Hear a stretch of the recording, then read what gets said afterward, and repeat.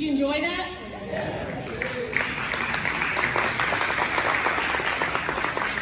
Our students, the actors, and all of the crew have worked so hard to make this play a reality.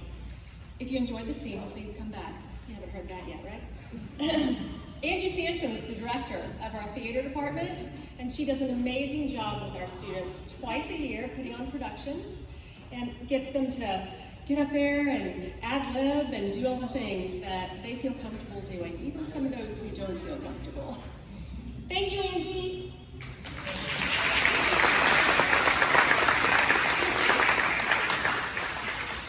You might have noticed that our students are overseeing the hospitality today. The students who serve the food and hosted your tables are part of our culinary program.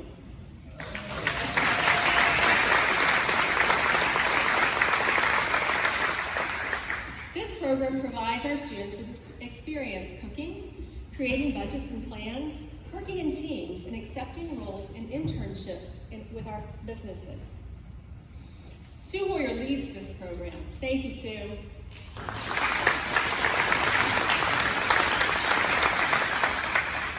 You should come back sometime when she's teaching them to cook bread. Oh, and it always smells amazing. Thank you, guys. Welcome to Grandparents' Day. We have not had one since 2016. It's been way too long. We're happy to have everyone here. Before we begin, tomorrow is Veterans Day. We'd really like to acknowledge our veterans. If any of you in the audience are veterans, will you please stand so that we can thank you for your service?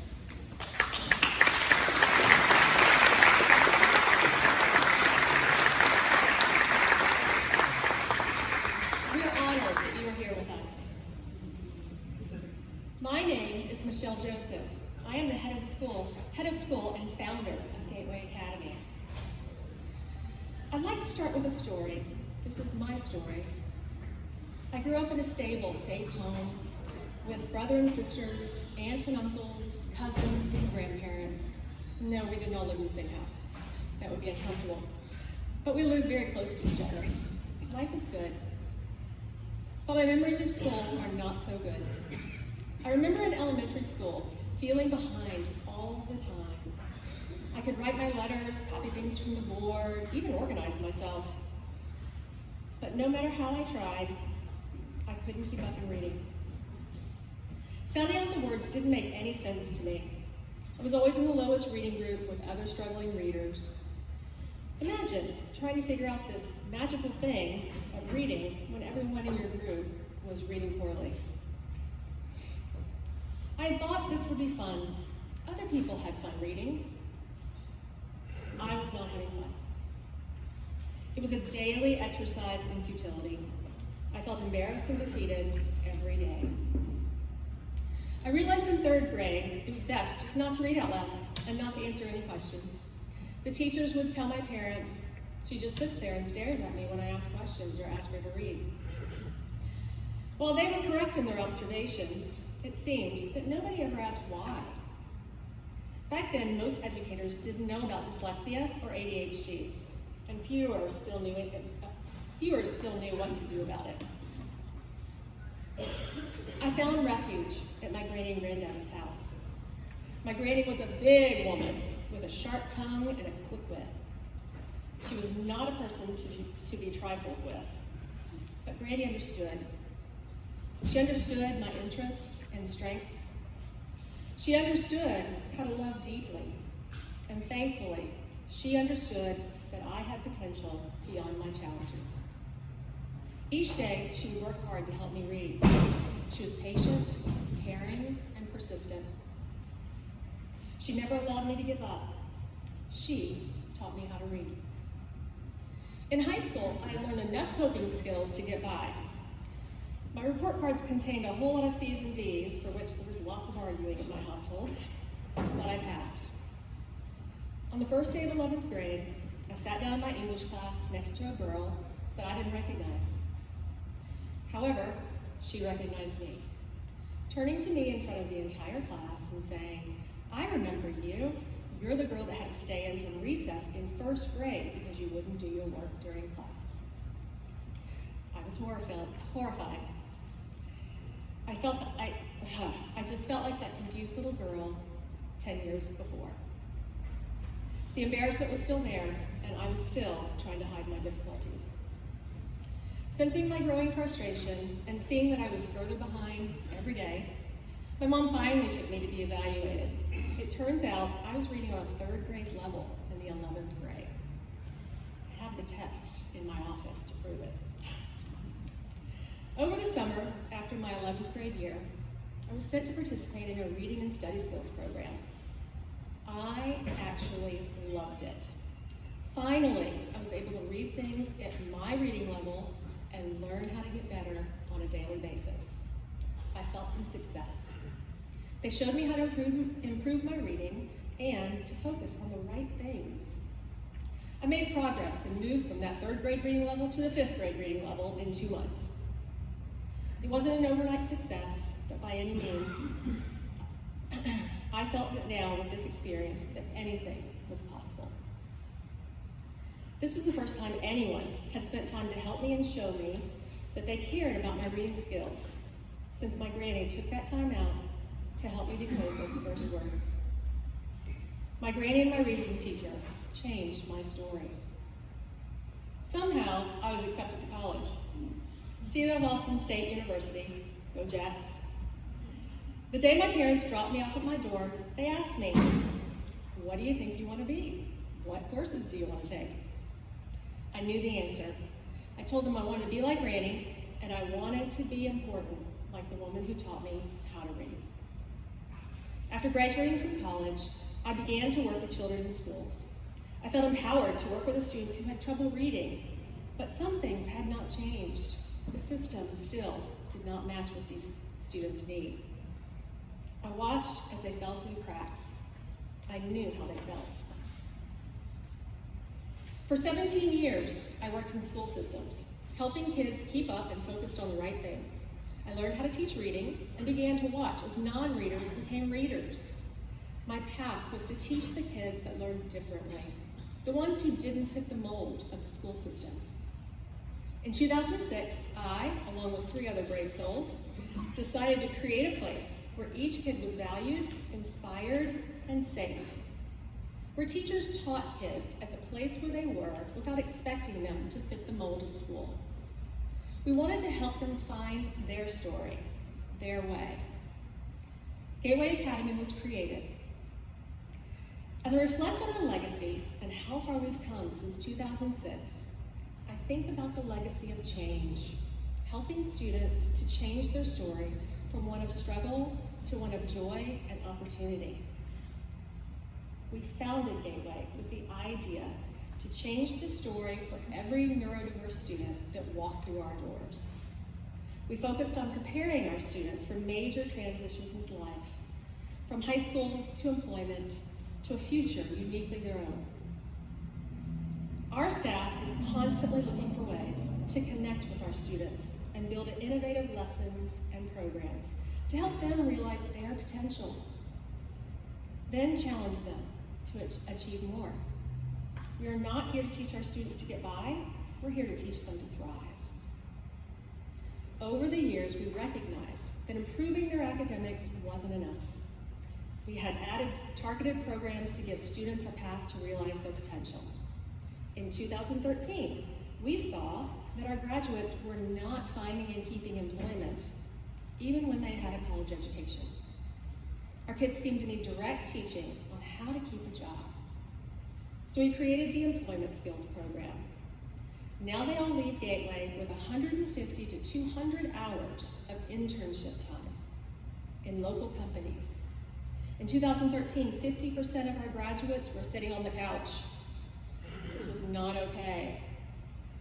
After the past 5 years of employing these programs, 95% of our graduates are attending college or employed.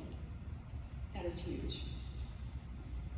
The Employment Skills Program has been groundbreaking, not just for us, but for our community.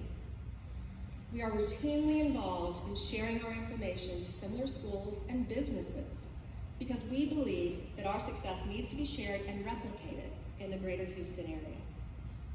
This is how Gateway changes the story for our students and their families. I will turn 60 in August. You know how that is, those age, you start thinking. In the last 18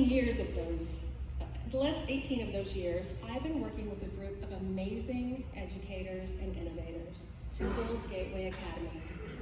My legacy and the legacy of this amazing school have become intertwined. Gateway's legacy is being built on a strong educational foundation, strengthened by our programs and centered by our students. Changing the story for individuals with learning and social difficulties. My granny would be proud. Without my granny's support, and without the support of my reading teachers over the years, I could not imagine being here with you. Their support changed my life. Your support changes lives as well. Without support, there are no Gateway signature programs, no basketball team, no theater production, no fitness programs, no outreach and advocacy. Without the support of our community, we could not change the story for our amazing neurodiverse students, your grandchildren. Thank you for all you do for your grandchildren. We cannot thank you enough for the love and support you pour into your grandchildren. Thank you for allowing us to love them along with you as your grandchildren realize their potential. Thanks.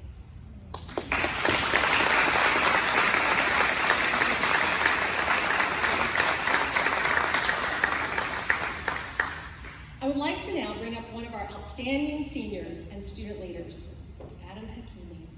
He has an amazing story to tell. I've asked him to share his experience and future plans. Adam?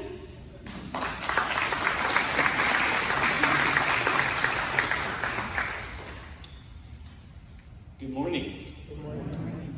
My name is Adam Hakimi. I'm a senior at Gateway Academy and the president of Student Council.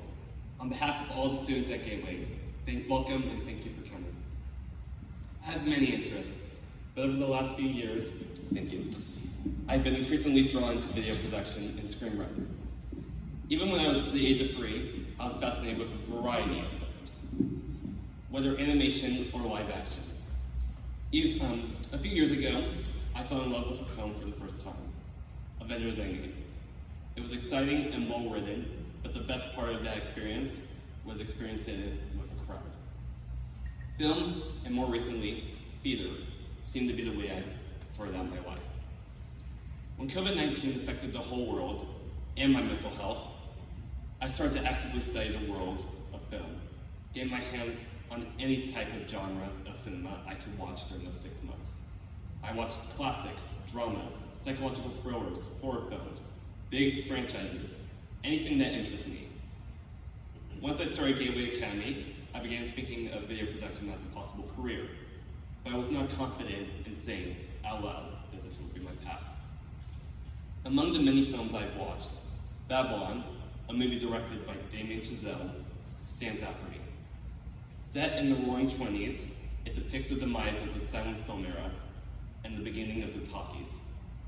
In one scene, a movie critic is speaking to a silent era actor who is watching his career slip away. She tells him about all the new actors coming in to replace the old actors, but she reassures him that his legacy will continue. The scene resonates with me as I move from the safety of high school to college. I identify with the older actor as I anxiously watch my time here end. At the same time, I feel like a new actor. I know I have a certain amount of time to make my own impact. I always remember having anxiety. Not long ago, after having a new psychoeducational evaluation, I noticed anxiety there among the results. No surprise. I admit that it made me feel some negativity, but I have become more self-aware and I identify more with it since I've become a teenager.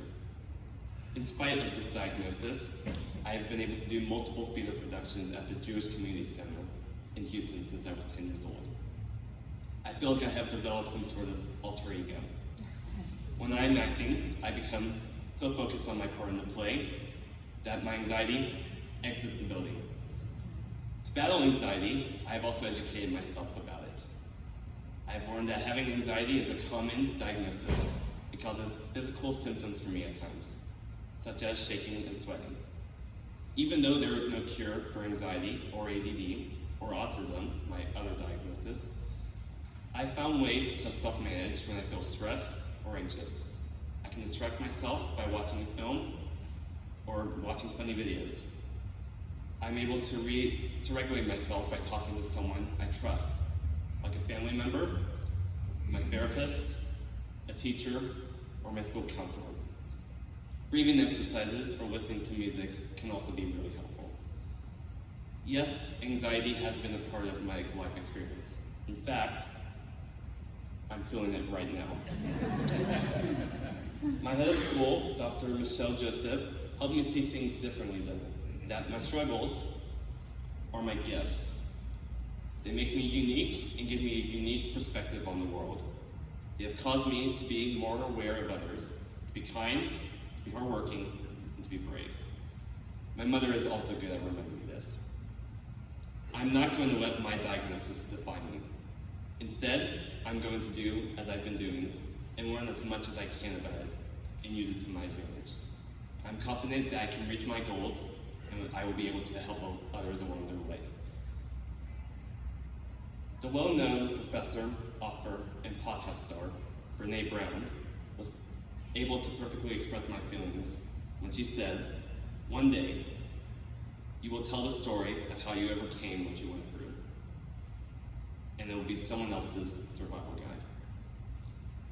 I love being at Gateway and appreciate all that they have done to help me develop and encourage me to become the person I aspire to be. Thank you all for coming this morning.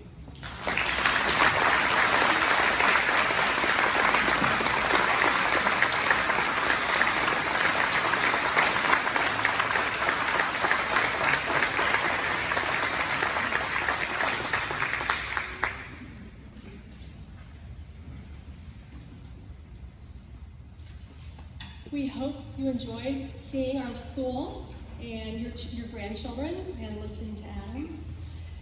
He's an amazing young man, and I'm so proud of all of our students here. They work hard every single day to master the things that they are challenged with, and we so much love them for every day of the steps that they take towards success.